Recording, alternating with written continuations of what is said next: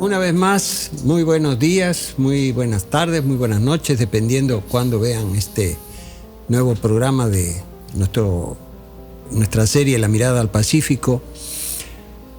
Alfonso. Hola, maestro Marcelo. Buenos días. Buenos días. También quiero saludar a nuestros compañeros que están detrás de cámaras, a Roberto, a Edgar, a Víctor.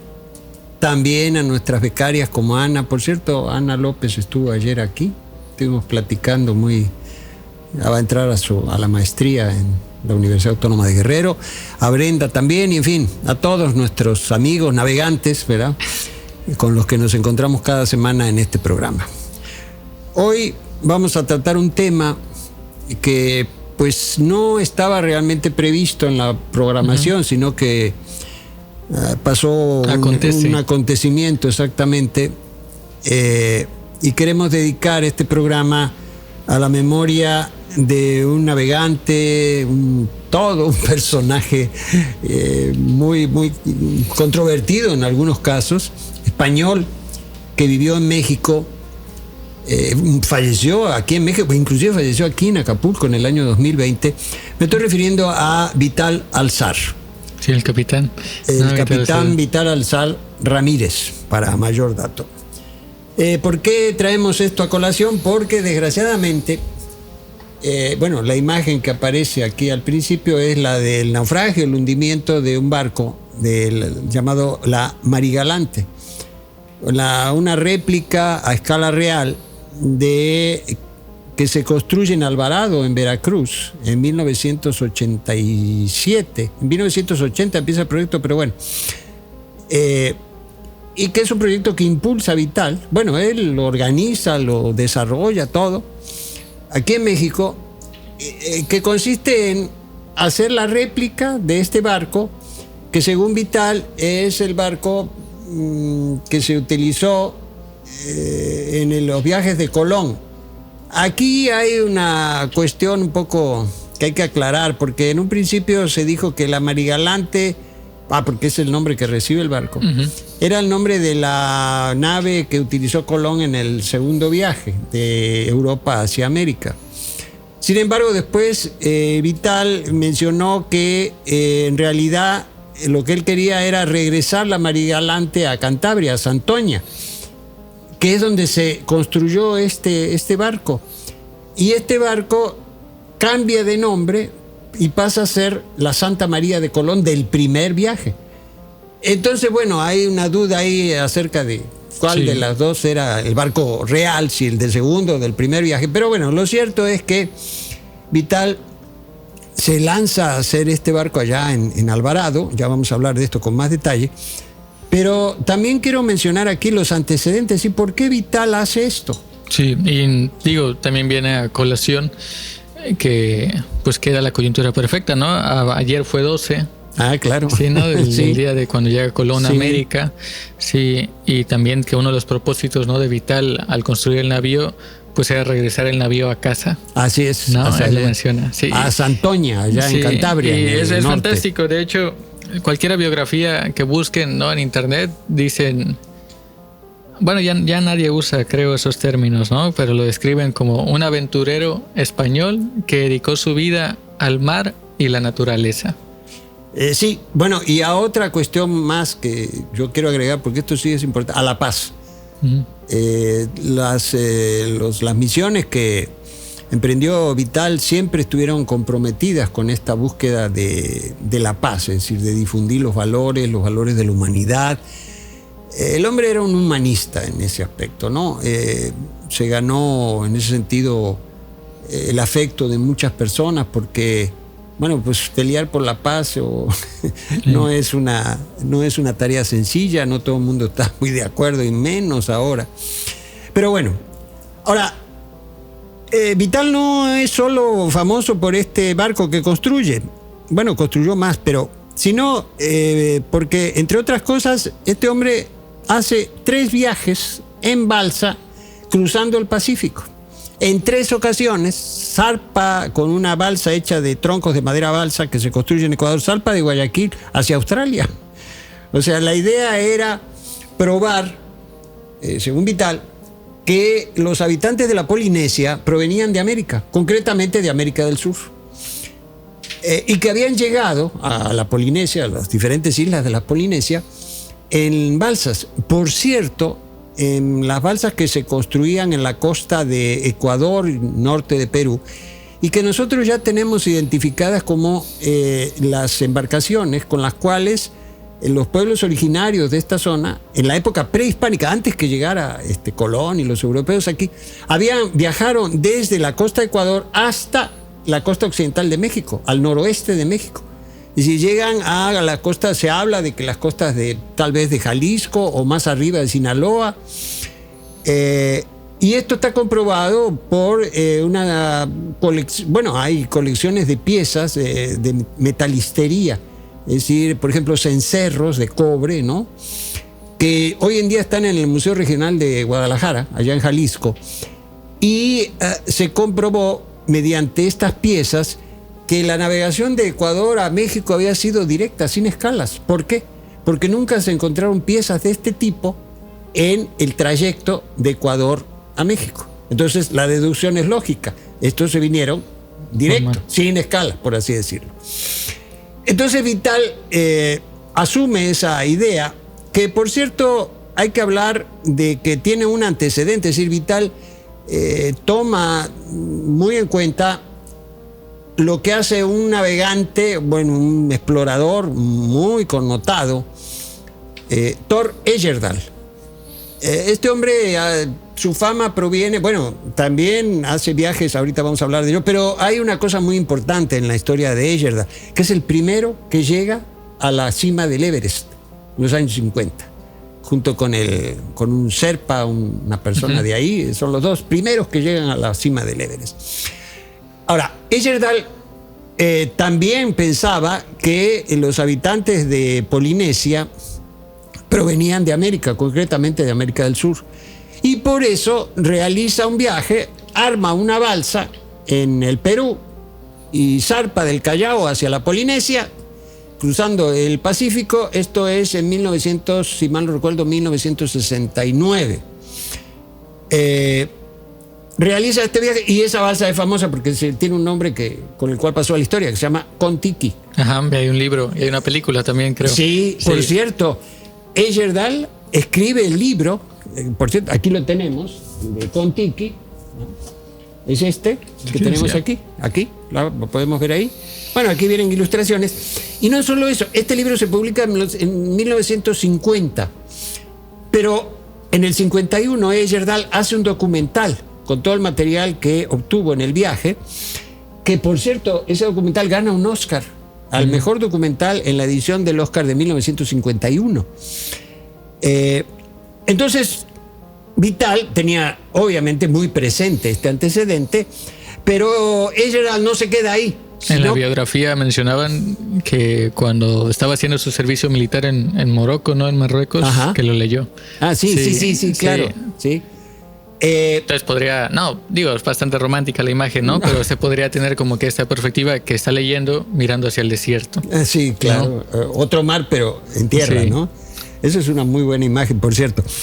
Pero la cosa no para ahí, porque Heyerdahl hace otro viaje, ahora sí, desde Marruecos, ¿no?, de la costa de África, o costa oriental de África, hasta Barbados. Pero aquí no utiliza una balsa, sino que utiliza una embarcación construida con papiros, o sea, con fibras vegetales, con papiros. Él hace una investigación, se va a Egipto, investiga la forma de las embarcaciones, la calidad, es decir, la resistencia o no de los papiros. No solo lo hace en Egipto, llega también a Bolivia, al lago Titicaca, que ahí también hay embarcaciones, ahí le llaman totora, embarcaciones de juncos, ¿no? Inclusive viene a México y visita a los indios, a la etnia Seri, que está en la costa de Sonora y que también hacen embarcaciones con fibras vegetales. Entonces hace toda esta investigación, y ahí construye esta embarcación, que más adelante vamos a ver las imágenes, de papiro, sobre todo procedente de Egipto, y él, según él, quiere probar que los africanos, concretamente menciona a los egipcios, llegaron a América antes, muchísimo antes que Colón. Y por eso, con este viaje, trata de demostrar eso, es decir, un barco hecho de papiro con el cual cruza el Atlántico, llega al Caribe, y entonces con esto considera probada su hipótesis, que era esa, ¿no? Por supuesto, como bien dices, Alfonso, pues Vital tenía muy en cuenta todo esto. Hay que señalar que tanto Vital como Heyerdahl son este tipo de personas que sí se los menciona como aventureros, ¿no? Es decir, no pertenecen al mundo académico. Hay una frase a mí que de Pessoa que me gusta mucho, ¿no? Que dice: lo que los dioses te lo dan al principio, ¿no? Y bueno, al menos la historia de Vital, pues en el nombre está el destino, ¿no? Sí. Y habla de su personalidad, ¿no? Sí, sí. Bueno, en México difícilmente creo que alguien se llamaría, o no ubico bien ese nombre, ¿no? De Vital. No, ni yo tampoco. Pero es propio más de pues, España, ¿no? Sí, Quizás de esa parte. Sí. Entonces, este tipo de personas me recuerda, por ejemplo, a Mel Fisher, otro, que es el que encuentra el galeón Nuestra Señora, no es el Juncal, sino Nuestra Señora... ahorita se me escapa el nombre, pero ahorita lo vamos a ver, que se pasó 17 años buscando ese naufragio en las costas de Florida. E inclusive en esa fue trágica esa búsqueda, porque ahí muere su hijo, muere su nuera, bueno, una cosa, pero al final lo encuentra y fueron miles de millones de dólares que sacaron ahí de un tesoro hundido. Entonces, este tipo de personas, ¿no? Me refiero a... Sí, pues que fundan mundo. De alguna manera. Porque de hecho también Vital también fundó museos, ¿no? Sí, si no me equivoco. sí, claro. Y él más no pertenecen al mundo académico, como decía hace un momento, es más Vital. Narra en el libro de las balsas que tenemos aquí, narra cómo él va a platicar con un académico en Nueva York y se burla de él por su teoría de que habían llegado los sudamericanos habían llegado a la Polinesia, ¿no? Siguiendo a Heyerdahl. Se burla de él y le dice que eso no tiene nada que ver y que se ponga a estudiar. Prácticamente lo manda a leer. Entonces son personajes controvertidos, en cierto modo, porque no pertenecen a la academia, sino que hacen este tipo de viajes, investigaciones, búsquedas de tesoros, de barcos hundidos, pero al margen de toda la parafernalia o lo que puede ser llamarse el mundo académico, ¿no? Bueno, entonces resulta que teniendo estos antecedentes, pues Vital se va al Ecuador y arma su primer viaje. Comenté que fueron 3 viajes. Ahí en Ecuador se sube a la sierra, a la selva, y talan árboles de madera balsa, que son de ahí, estrictamente de ahí. Él había llegado a la conclusión que esta era la madera ideal para la construcción de las balsas que él necesitaba, y que no solo venía de sus necesidades, sino que también venía de historias anteriores. O sea, él llega a identificar esta madera como la que se utilizaba en las balsas, que por cierto los españoles se encontraron cuando llegaron a la costa de Sudamérica, se encontraron. Se habla de una balsa que se encuentran los españoles en sus barcos cuando llegan a la costa peruana y que llevaba comida, frutas, pescado, y que les ofrecen, ¿no? Ahí mismo. Y se quedan muy asombrados porque esta balsa casi navegaba mejor que sus barcos. O sea, una cosa impresionante. Pero bueno, entonces Vital va al Ecuador, se sube al cerro, ¿no? Allá donde estaban los árboles, a plena selva, ¿no? Parte de ya las estribaciones del Amazonas, por ahí, en la parte ecuatoriana. Cortan los árboles y los avientan al río. Primero al río, uno es un afluente del Napo, después por el río Guayas, ¿no? Y construyen las balsas. Para no hacerla más larga, bueno, después de esa construcción, los troncos son alrededor de 6 troncos cada balsa, y amarrados con cuerdas de cáñamo, porque una de las cosas que no solo menciona, sino que se ufanaba Vital, era que utilizó la misma tecnología, es decir, amarrados con cuerdas y no clavos o otro tipo de tecnología o insumos europeos principalmente. Él dice, no, vamos a hacerla como era. Así las cosas, se termina la balsa. Por cierto, esa primera expedición se llamó La Balsa, ¿no? Así directamente. Y aquí está un libro también. Y aquí está el libro. que habla de todo esto. Aquí lo tenemos, ¿no? Miren, aquí está, por cierto, de una vez aquí está Vital. Una magnífica foto de Vital ya joven, porque muere a los, ¿cuánto dijimos? 87 años, ¿no? Cuando fallece.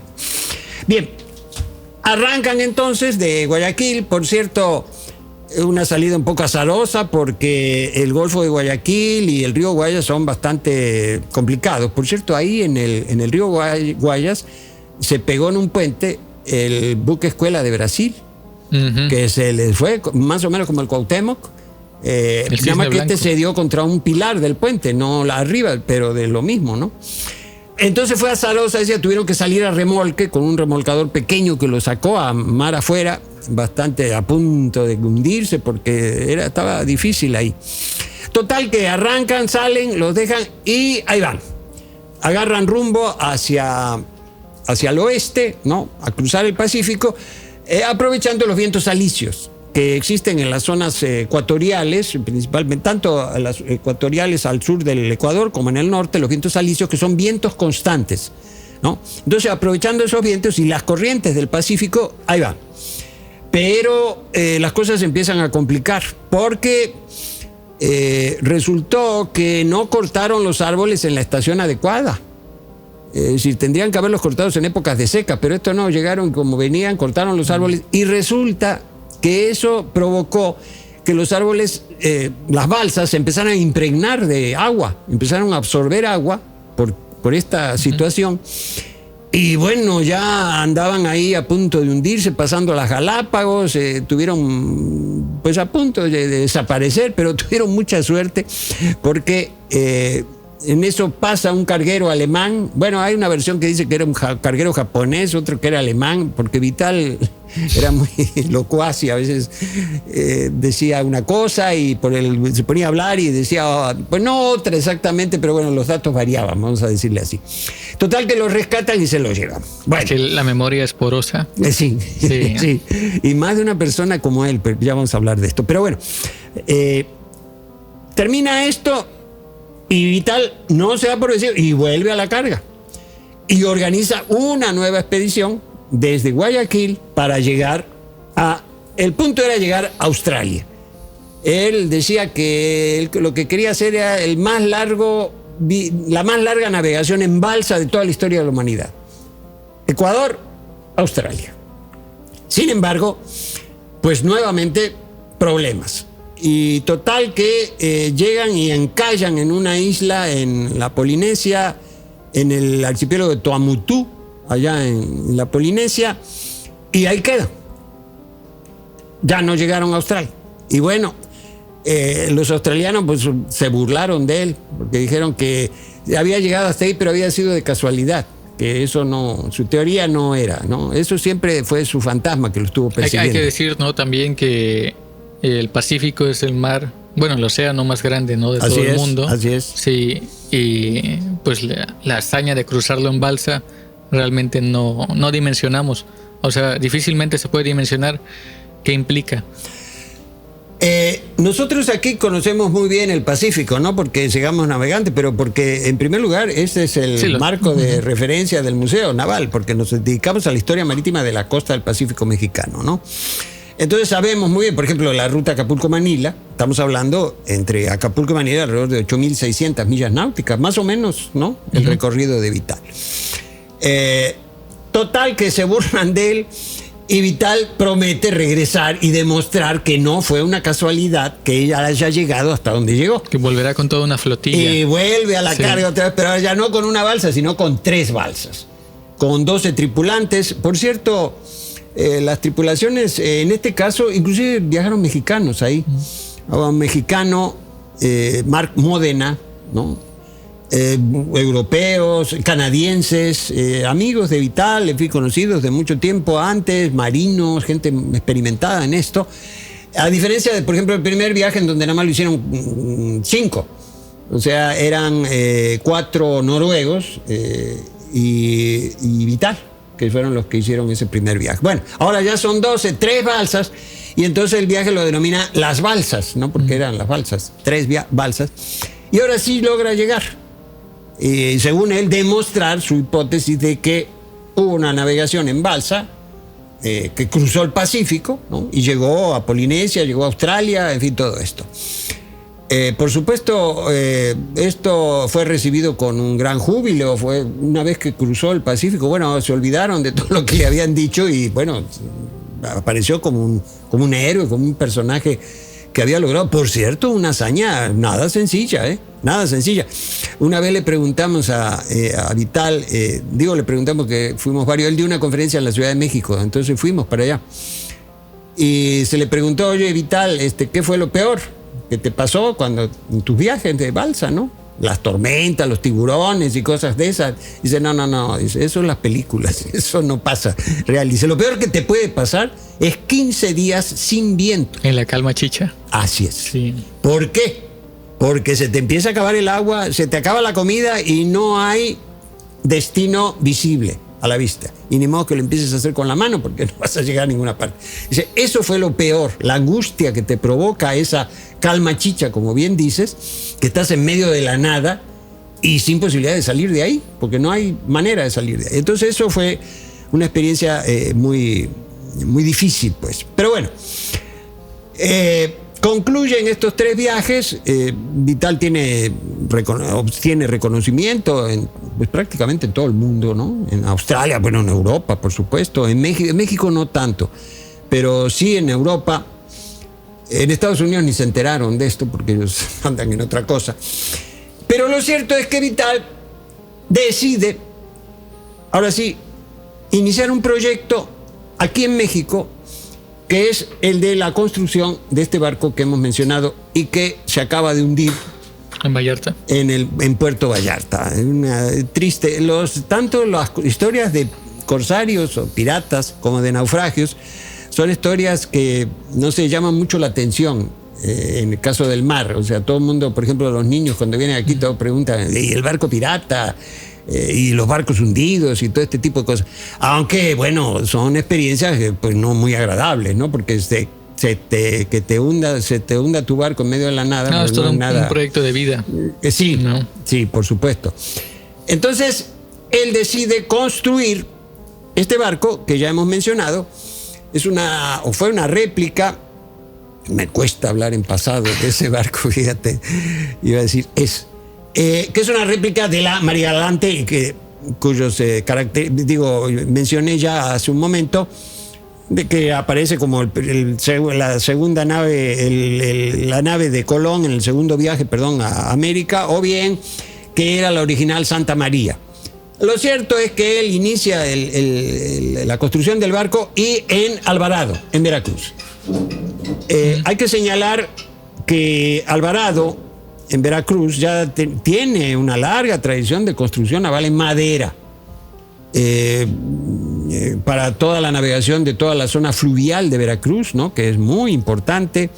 También para la navegación de cabotaje, ¿no? En la costa de Veracruz. Hay que recordar que, bueno, siempre hubo desde épocas coloniales un intenso tráfico, por ejemplo, Veracruz-Campeche, ¿no? Que se utilizaron barcos construidos de diferentes tipos, ahí en Alvarado. Y contrata a un constructor de barcos de ahí de Veracruz llamado Óscar Camarero. Este era un hombre que tenía mucha fama, era muy respetado, muy conocido en su trabajo, y él es el encargado de la construcción de la María Galante. Hay imágenes también ahí de cuando están haciendo la quilla, ¿no? Sí, claro, eso vamos a presentar, la imagen de la construcción.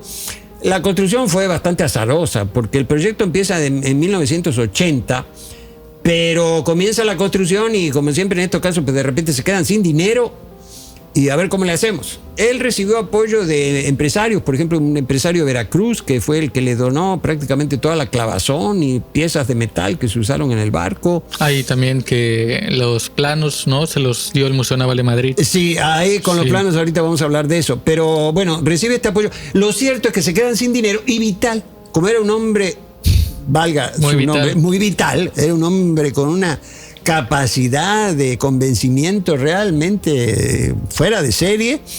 Lo cierto es que apela al gobierno de México, apela al presidente de la República en México, que en esa época era José López Portillo, y lo convence de que apoye el proyecto. Y entonces López Portillo invierte vía Secretaría Marina en la construcción del barco y bueno, finalmente salen adelante. El barco se termina en 1987, es botado ahí en Alvarado y de ahí llevado a Veracruz y ahorita vamos a hablar del viaje. Aquí el problema de los planos. Un barco de estos no se puede hacer sin planos, porque no hay manera de hacerlo. Entonces, sin embargo, yo no alcancé a conversar con él, desgraciadamente, porque resulta que el barco terminó siendo un barco de 47 metros de eslora, o sea, de largo. Sorprendente, porque una nao de ese tipo, que es el tipo de barco que se usaron en la Santa María, ¿no? El caso de Colón, pues no llegaban, pues la Santa María tenía alrededor de 22, 23 metros de eslora. El San Pedro, con el cual Urdaneta, que es una nao también, descubre el camino de regreso de Filipinas a Acapulco, 25 metros. O 28 metros cuando te hablan de la eslora total, porque incluye el palo hasta adelante, que es el bauprés.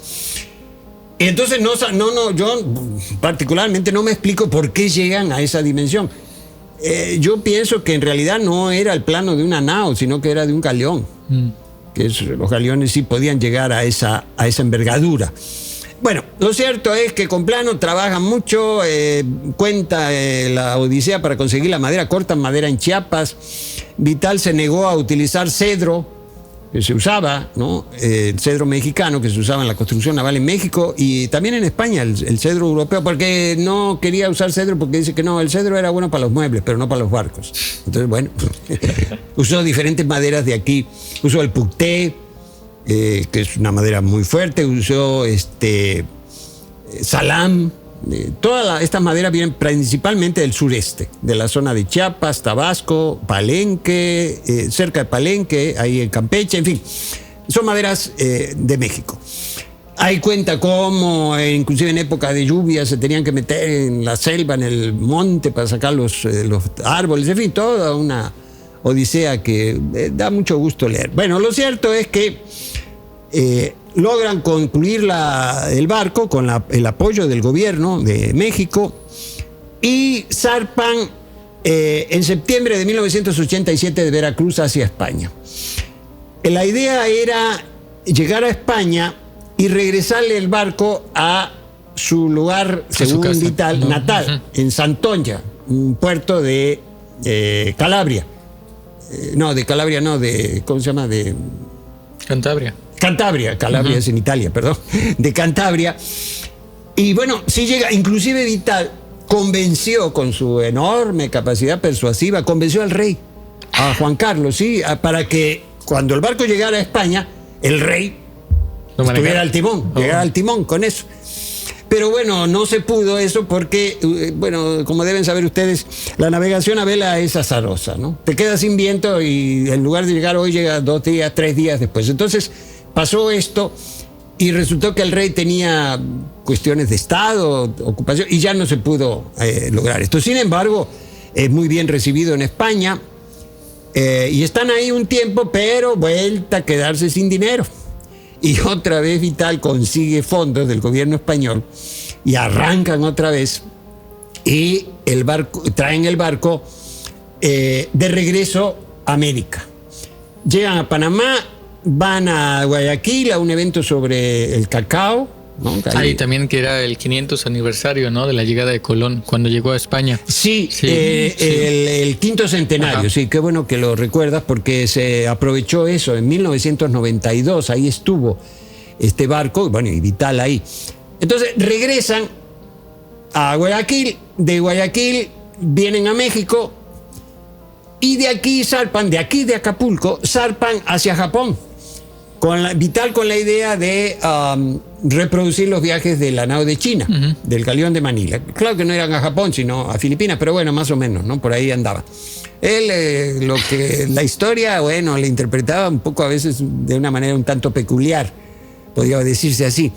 Bueno, total, y ahí se llegan a Japón para conmemorar, celebrar los 100 años de las relaciones entre México y Japón en la época contemporánea, porque la relación viene de 1614, pero luego Japón se cierra, en fin. Entonces están ahí y luego regresan a México, y ya para no hacerla muy larga, lo cierto es que Vital vende el barco. Lo vende a unos empresarios de aquí, de México, que lo utilizan para pasear turistas en Puerto Vallarta, allá en Jalisco. Prácticamente 30 años duraron con este trabajo. Era la cuestión, bueno, para los turistas era el barco pirata, ¿no? Creo que una vez lo vi, sí, la otra vez estaba recordando, la última vez que fui a Vallarta que lo vi, pero no me imaginé nunca si navegaba o no, sí, porque estaba atracado. Sí, navegaba, bueno, nomás ahí ya no salía, ¿no? 30 años, por cierto, es más o menos la edad con la que acabaron barcos que pasearon turistas en Acapulco aquí, de 1970 al 2000, el hawaiano y el Acapulco. Por cierto, el Acapulco que está hundido aquí enfrente, y el hawaiano lo desbarataron allá en pie de la cuesta, lo vendieron como chatarra. Pero bueno, después de 30 años haciendo esto, el show pirata, ¿no? Porque los tripulantes se vestían de piratas y la foto con la gente, bueno, ahí se la pasaban bastante bien. Lo cierto es que ya de viejito, por falta de mantenimiento, el barco, como ustedes pueden ver, pues se fue a descansar al fondo de la bahía de ahí frente a Puerto Vallarta, al fondo del mar. Así termina esta historia en cuanto a la María Galante. La historia de Vital no acaba ahí, porque su último gran viaje lo hace en un trimarán, esos barcos de 3 cascos, ¿no? Que también se construye en Alvarado, bajo su dirección. Al barco, a este trimarán le pone el nombre de Samna, que es un nombre maya, y lo utiliza para un proyecto que era el Niño, la Mar y la Paz. Volvemos otra vez a la búsqueda de la paz, a promover todos estos valores que a él eran muy caros, o sea, él nunca estuvo al margen de toda esta búsqueda. Por cierto, en uno de sus viajes pinta la vela, creo que en el primer viaje, sí, de Vital, es Salvador Dalí, que le regala él pinta la vela. Cuando le dice el proyecto, le habla a Nueva York, ahí estaba Dalí, y aquel le dice, pues órale, te ayudo, ¿qué puedo hacer? No, pues píntame la vela, le dice, y sí, le pinta la vela. Bueno, a ver si podemos conseguir una imagen de ahí. Sí, ya van a ver las imágenes más adelantito. Bueno, por cierto, que entonces con este trimarán llega a España. Por cierto, en el trimarán embarca un niño maya y a su papá, y se van a España con esta idea de la promoción de la paz y todo este asunto, ¿no? Y los niños, el mar. Por cierto, la Secretaría Marina tiene un programa que cada año, ¿no? Un concurso que se llama El Niño y la Mar. Sí, un concurso, ¿no? Sí, es un concurso que cada año lo sacan, ¿no? Eso. De hecho, hablando sobre esto de embarcar un niño maya, ¿no? a Europa, estaba viendo, ayer encontré un título de un historiador de Sevilla, ¿no? Un maestro, creo que es doctor, que se llama así El descubrimiento de Europa, ¿no? Y habla de, supongo que se fue al archivo, ¿no? Al de Indias, toda la relación, o mejor dicho, de la migración que hubo de las personas indígenas de aquí hacia Europa en el intercambio, ¿no? Durante la época novohispana, y cómo interpretaron o cómo veían ellos, ¿no? El viejo mundo. El viejo mundo. Sí, me imagino que me pareció interesante. Interesantísimo sí, hacer eso. Sí, pues de hecho creo que es algo que no tenemos muy claro, porque tengo entendido que hasta descendientes de Moctezuma, ¿no? Estuvieron allá.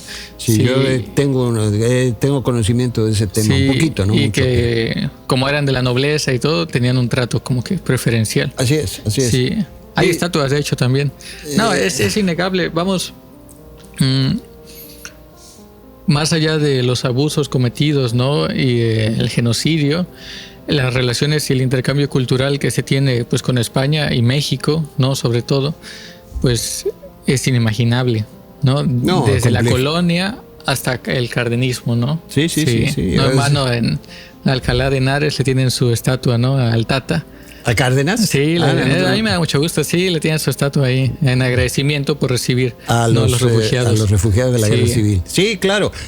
Bueno, hay una relación que ya saben, ¿no? Si hay peleas y no sé qué, y que no quieren pedir perdón y toda esa historia. Sí. Pero eso no quita que la relación sea muy profunda. Es diferente, pues es... ¿no? O sea, yo, en mi opinión, los pueblitos de México Bueno, bien lo decía, ¿no? Usted, ¿qué autor lo decía, no? Que todo el viaje al interior es un viaje al pasado. Alejo Carpentier. Ajá. En los pasos perdidos. Sí, así es. Sí, y los pueblitos de México, en mi opinión, son la España profunda, ¿no? Sí. Se puede ver la España profunda todavía aquí, en los pueblitos de México, y no le quitan nada a un pueblito. O Veracruz, Andalucía y Sevilla se parecen muchísimo. Fíjate. Sí. Y yo creo que Acapulco es algo que ha perdido por toda esta idea de, no, tenemos que estar bien con los gringos, ¿no? Y adecuar toda la estética al Norteamérica. Es parte, pues, de esta identidad que, en mi opinión, Acapulco sí ha perdido, y que ciertas comunidades, ¿no? Ciudades de México aún conservan, ¿no? Sí. Esta relación, pues, histórica por completo, y herencia, pues, complejísima, y no sé, es a menos ahí me da gusto, o no sé por qué, o esa sensación, no es una cuestión de atmósfera, encontrar cosas tan parecidas y similares tanto aquí como allá. Sí. Bueno, ahí podemos hablar de esto muchísimo, ¿no? Porque se menciona en algunos casos, bueno, tú estuviste allá, no sé, a ver si tuviste ocasión de ver esto. Se menciona que en algunas plazas, en el empedrado de algunas plazas, parques, creo que en Cádiz, hay un cartelito que dice que este empedrado proviene de la Nueva España. Eran las piedras que se usaban de lastre en los barcos y que luego utilizaron para hacer esos empedrados. Pues está la tumba de Cristóbal Colón, ¿no? Así en Andalucía, en Cádiz, si no me equivoco, sí. Y sí, pues está la flecha, ¿no? Hacia allá está... claro, sí, ¿no? Sí, tantos kilómetros. Sí. Bueno, entonces esta relación, y Vital no es otra cosa también, visto desde esta perspectiva, también un producto de esta fuerte relación entre México y España. Y hoy en día también lo tenemos como en el Fondo de Cultura Económica, ¿no? Con Paco Ignacio Taibo. Claro, sí, claro. O sea, ese tipo de personalidades, pues lo vuelvo a repetir, ¿no? Fundan mundo. Así es. Sí. Así es. Son visionarios de alguna manera, son los que le toca abrir brecha. Por eso muchas veces es muy difícil su camino. Y había ciertos comentarios ahora en redes con eso que se hundió la Marigalante, que decían que el capitán, ¿no? Vital ahora iba a descansar por fin en paz después de ver en qué habían convertido su navío. Porque bueno, esa es la otra, ¿no? Los propósitos con los cuales se crea, ¿no? Ese navío, que tengo entendido que era museo, biblioteca, ¿no? El propósito es decir, de llevar la paz, ¿no? Ese mensaje como tal. Y que, pues obviamente, se trastocó y terminó volviéndose otra cosa a partir de, pues, el comercio y volverlo una mercancía. Sí, bueno, ese es un problema muy serio. Este tipo de barcos, de réplicas, que por cierto hay muchas en el mundo, no es una... Por ejemplo, los australianos tienen la réplica del Endeavour, el de Cook, del viaje de Cook, el famoso Endeavour, del primer viaje de Cook, con el cual explora gran parte de la costa de Australia. De hecho, anunciaron que van a hacer otra réplica, ¿no? De la Marigalante para Vallarta. ¿Ah, sí? Sí, que no se va a eso. llegar. Sí. Bueno, me da mucho gusto, ojalá. No sé si sea la misma naviera que de Veracruz la que anunció eso, pero al menos lo que decían las noticias de Vallarta era eso, que sí, que no se preocupen, que iba a llegar otra. Bueno, por eso también alegaban que según era fraude para cobrar el seguro. ¿Quién sabe si es así? Ahí sí, yo sin comentarios diría. No, bueno, lo cierto es que este tipo de barcos, que son réplicas históricas, ¿no? Más bien de barcos históricos, que no, repito, hay bastantes en todo el mundo, pero hay un problema, porque el primer problema que tienes es construirlo. Es decir, conseguir los fondos, porque normalmente son asociaciones científicas o asociaciones culturales, ¿no? Y entonces tienen que buscar fondos. Pero después viene el otro problema, y es ¿de qué va a vivir el barco? Esa es una situación y que no siempre se tiene en cuenta. Como en este caso, en el cual pues de repente se vieron en la necesidad de venderlo porque pues ya no lo podían mantener. Porque hay que tener en cuenta que el mantenimiento de un barco de madera es muy caro.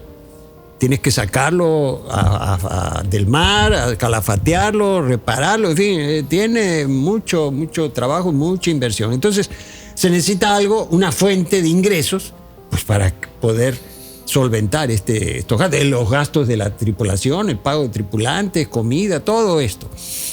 Entonces sí es azaroso esta situación, más bien el destino de estos barcos, si no se prevé para qué van a ser ocupados. Por ejemplo, el caso del Endeavour, Bueno, ya me fui por el otro lado, pero bueno. No, bueno, ese hace viajes charter, Sydney, en Australia, Londres. Son como 4 o 5 meses que te la pasas ahí. Y ahí va gente que le gusta este tipo y vas trabajando ahí a jalar la vela y toda la cosa. Claro, el barco pues ya tiene motor y tiene toda la electrónica moderna, si no, no podría navegar. Sí. Hoy en día no se permite. Que no, ni el seguro te lo dan. Ni seguro te dan, o sea, ni siquiera te hacen caso. Pero bueno, entonces Vital se inscribe en toda esta tradición con la construcción de este barco, la cuestión de las balsas también. Por cierto, las balsas... las 3 se las llevaron a Santander, porque ahí, lo que decías, Vital funda un museo. Sí, ahí en hay una Santander. foto también por ahí. Sí. Y ahí están. Entonces, como vemos, es un hombre, pues podría decirse un aventurero, pero un hombre que creó instituciones también, como este caso, museos. Él fue muy activo en este aspecto. Entonces, pues yo diría, para ir cerrando... Y también, bueno, la relación, ¿no?, que tuvo él con Acapulco, porque al final decidió, bueno, estar aquí hasta sus últimos días. Sí. De hecho, este programa se quiere hacer desde el 2020. Así es. Qué bueno que mencionas eso, porque queríamos nosotros pues invitarlo a hacer un programa con él sobre todo este asunto. Entonces yo ya lo conocía, yo tuve oportunidad de platicar, me recuerdo muy bien una larga conversación que tuvimos ahí aquí en Acapulco, en Sambors, ahí en el Oceánico. No es comercial, pero bueno, porque a Vital era cuestión de hablarle tantito, y este hombre se seguía y se iba y se pasaba todo el día hablando. Una cosa maravillosa, o sea, un discurso muy, muy, muy amplio, con muchas... o sea, era un hombre muy culto, muy instruido. Bueno, total que se nos viene la idea a la cabeza de pues grabar, hacer un programa con él. Le hablé por teléfono. Él vivía aquí en Acapulco creo que se llama Brisas Guitarrón, ahí por abajo de las Brisas, del fraccionamiento de las Brisas. Entonces le hablo y le digo la idea de hacer un programa. Pero me dijo, y grabarlo aquí en el museo, ese era en un principio. Entonces me dijo, mira, Marcelo, dice, pues mi cabeza está bien, pero mi cuerpo ya no me da. Ya tenía 87, 86 años. Y dijimos, bueno, yo le planteé, le digo, bueno, mira, si nos permite, vamos a tu casa y lo grabamos ahí. Dice, órale, adelante. Pero pues ya no llegamos, falleció, desgraciadamente, y bueno. Y un año después creo que sale el libro, ¿no?, de La Mar Galante. Sí, sale el libro. Este es del 80 y... No recuerdo bien, ¿sí? No, es 2021. Si no me equivoco. Bueno, es un año después, ¿no? Sí, es que... Sí. Sí, es 2021. Y este libro llega aquí porque su hija, Marina, donó una caja de libros para el museo. Y nos dijo que, bueno, si queríamos venderlo, obsequiarlo, por supuesto que claro que lo obsequiamos. Sí, se agotó ya los dos. Creo que quedan 3 ejemplares. Sí. Uno lo tienes tú y 2 están aquí en el museo. Lo demás ya todo el mundo... Eso fue muy bueno, porque ese era el propósito, ¿no? Que se leyera, que circulara este trabajo, que por cierto es muy divertido. Así, Vital tenía mucho humor, era un hombre de muy buen humor todo el tiempo. Sí, pero el modo de cómo soportar, ¿no? Pues sí, ¿cómo? El paso del tiempo en mitad del mar sin humor. El que no tenía mucho humor, pero sacó a todo el mundo adelante, fue Shackleton. Ese sí no se reía mucho. Pero fue un hombre de la misma naturaleza, con un temple que impresionante. Muy bien. Entonces creo que por ahí, no sé cómo vamos de tiempo, pero creo que ya vamos concluyendo. Sí, en realidad solamente, pues nada, el propósito del programa era rememorar, ¿no?, su vida, ¿no?, sus acciones. De hecho va a aparecer en la memoria sí, y sobre todo porque ahora a raíz del hundimiento, ¿no?, del navío se muestra mucho, o mejor dicho no se menciona, ¿no? Mencionan todo lo demás, pero a él no. No. Sí, y es un comentario que sí hemos visto en redes. Sí. Y otra cosa que también es importante para nosotros, es un personaje que elige Acapulco para vivir, como muchos otros. Yo nunca le pregunté por qué vivía él aquí. Eso no tuve tiempo ya no me dio, pero hubiera sido bien interesante. Pero finalmente termina siendo un personaje de aquí, de Acapulco, ¿no? Por toda su trayectoria, y creo que para nosotros, bueno, es un orgullo tenerlo aquí entre nosotros, el tipo que vivió y ahora en el recuerdo, en la memoria, ¿no?, de su obra. Y por eso hicimos este programa para pues celebrarlo. Finalmente fue un hombre que hizo mucho por la difusión de la historia marítima y también la investigación, y sobre todo por las cuestiones de la paz, la infancia, estuvo relacionado con los niños también. Era obvio, ahí los niños se subían al barco, ahí inclusive cuando lo estaban construyendo ahí en Alvarado. En fin, entonces yo... y desde la población civil, ¿no? Siempre apoyado. Sí, claro, bueno, van a ver ustedes las imágenes. De la botadura, ¿no? Sí, de la Marigalante, todo. No, una gran cantidad de gente, tanto en Alvarado, porque primero la botan, cuando terminan el casco, está un tiempo ahí, mientras montan, perdón, la arboladura, es decir, los mástiles, todo eso no, cuando la botan en un principio, no, porque no se puede, se desequilibraría el barco. Entonces ya los mástiles y todo eso se termina acá con el casco a flote. De ahí van a Veracruz y hay que ver la cantidad de gente que despide el barco cuando salen de Veracruz. Y lo mismo en Alvarado, eso es una multitud de gente, o sea, era un hombre con mucho carisma. Sí, no en vano le sacó plata, ¿no?, a Juan. Al rey. Le sacó dinero al rey de España y al presidente López Portillo, pues una cosa realmente, pues hay que hacerlo. Sí, yo recuerdo cuando yo estaba catalogando esa parte y que leí parte de esos libros y bueno, me mencionó esa historia. Sí, y de hecho muchas personalidades de Acapulco todavía ya que tienen una edad lo recuerdan. Sí. Sí, porque yo lo he mencionado y sí. Sí, nosotros yo creo que vamos a continuar con esto, es decir, no nos vamos a olvidar de él año con año.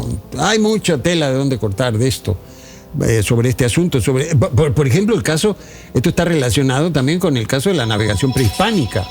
Uh-huh. Es decir, la navegación que se hace en México antes de la llegada de los españoles. Y tenemos un tema ahí muy importante. En fin, bueno, entonces sí. Y pues nada, ¿no quiere agregar algo más, Marcelo? Yo creo que no. Lo único que me queda por agregar es que ahorita se van a ver las imágenes de todo esto que hemos hablado, para que pues amenizar, ¿no?, el relato. Y finalmente, bueno, pues hasta aquí. Y agradecer, ¿no?, el tiempo también a Camps, a Edgar, claro que ¿no?, sí, a Víctor. Aunque ese programa no se tenía contemplado, no, sí, de cualquier manera nos pareció necesario. Sí. Y pues nada, van a aparecer por aquí las redes sociales, ¿no?, el Facebook, TikTok e Instagram. Sí, agradecemos, ¿no?, que se unan. Todo va muy bien, el programa muy bien en redes. Vamos a continuar hasta el 15 de diciembre. Así es. Sí, que termina la primera temporada. Sí. Y ya el próximo año comenzaremos, ¿no?, con la siguiente. Yo no sé si me adelantaría en esto, también tenemos ya planeado, porque ya tenemos la programación hasta final de año, ¿no? Entre otras cosas, por ejemplo, para noviembre pensamos hacer un programa en la semana del 20 de noviembre, los navíos de la Revolución, los barcos de la Revolución, que poco se conoce de esto. Yo tampoco, sí. Muy poco. Y pues nada. En fin, hay temas, ¿no?, que tenemos pendientes. También, bueno, queremos hacer un programa, pero ahora con todos nuestros compañeros que están atrás de las cámaras, pero ahora que estén de este lado. Vamos a hacer, sí, no le huyan. Queremos que también aparezcan ustedes, porque pues son la tripulación. Sin la tripulación no llegamos a ninguna parte. Bueno, muy bien, entonces una vez más, muchísimas gracias. Saludos a todos nuestros navegantes que nos siguen, agradecerles, ¿no?, que naveguen junto con nosotros. Y pues yo creo que ahí terminamos. Nos veremos aquí en la próxima entrega. Muchísimas gracias. Alfonso, nos vemos. Sí, hasta luego.